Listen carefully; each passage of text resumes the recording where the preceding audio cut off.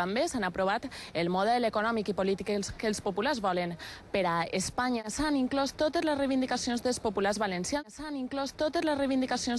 valencians. Com ara el finançament autonòmic que s'ajuste als increments de població i també una planificació hídrica que aposta, entre altres coses, pels transvasaments. Mariano Rajoy, com a president del partit i com a candidat a la presidència del govern, és l'acord estrella de la ponència d'estatuts del PP que avui s'ha aprovat majoritàriament. Tenemos un sistema perfectamente homologable al funcionamiento de los partidos norteamericanos. No vamos a descansar hasta que la banda terrorista ETA sea definitivamente derrotada. Però, sens dubte, un dels ponents més aplaudits ha sigut l'alacantí Gerardo Camps, que ha defensat la ponència econòmica. Èxit per als populars de la comunitat valenciana. Perquè s'han inclòs totes les seues reivindicacions, que el finançament autonòmic s'ajuste als increments de població i també els transvasaments. Votos a favor de la ponencia económica. A més de unanimitat, el PP ha aprovat unes ponències. El Partit Popular tornarà a Espanya al lloc que un dia va ocupar. Camps, molt bona vesprada.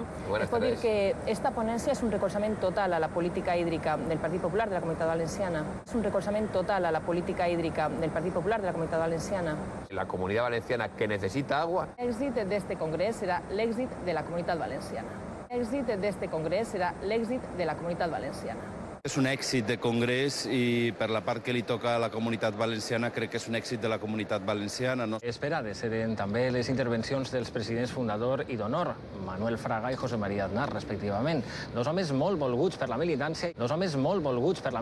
El Partit Popular és el partit de centre. Manuel Fraga ha començat el seu discurs demostrant el carinyo que sent per la comunitat valenciana. Este gobierno lunático que tenemos. Aznar ha recordat els militants assassinats per ETA i ha demostrat la seva confiança en el partit.